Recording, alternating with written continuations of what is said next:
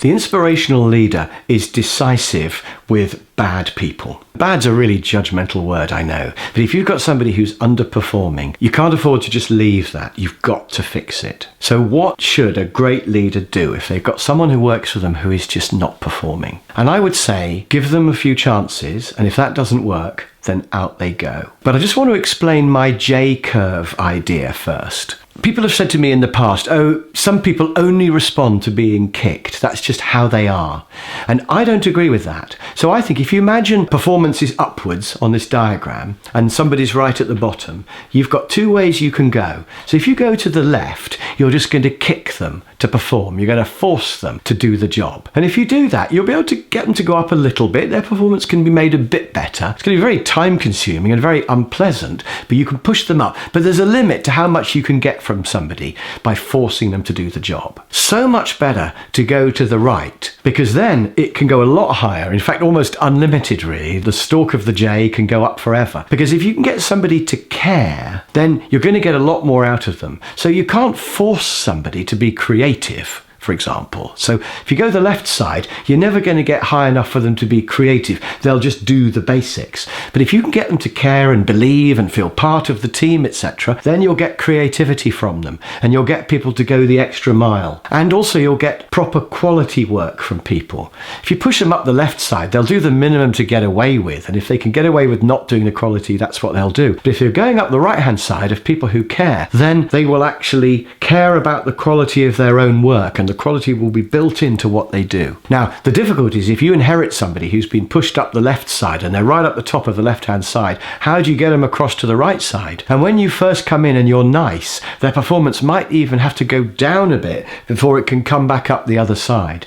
But I think that's how it has to be. It's either that or get rid of them. But that seems a real shame. So I think if you've got an underperforming person, you should try the nice things. You should say to them, look, I'm going to give you a chance to improve. I'm going to coach you. I'm going to help you.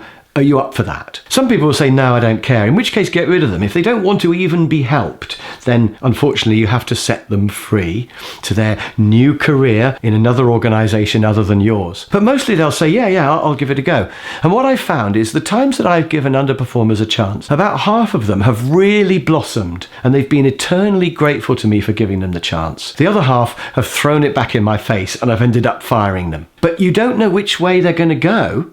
You don't know which one they are. So you have to try it. And I think it's a real shame just to get rid of somebody without giving them a chance. In fact, I think it's probably illegal as well. So you've got to be able to show that you've given them a chance legally, and you should anyway. So give them a chance and see what will happen. If you don't do something about an underperformer, everyone else in the team is looking and thinking, well, that person's getting away with turning up late. That person's always sick on a Monday. That person always delivers their stuff half finished. They're getting away with it. Why am I bothering? So it starts to become a real demotivator for the rest of the team. So you have to do something about it, and the others will expect you to. Don't worry, they're not going to think, ooh, he was horrible, he did that to that person. They want you to sort that problem out. So you can't just leave underperformance to sit there and fester. Another way I think about this is that if you do end up setting someone free, they'll probably find a more suitable job where they'll actually be happier, because somewhere out there is the ideal job for them. But also, somebody else can come in and have that job. And there's probably somebody really good out there who would love to do that job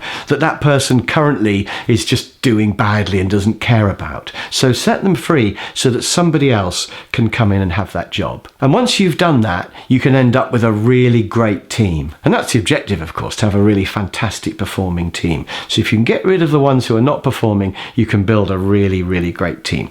And a final thought, always involve your boss and always involve HR before you get rid of anybody.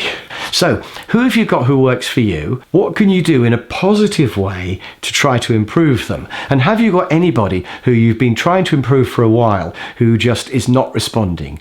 And what are you going to do about them?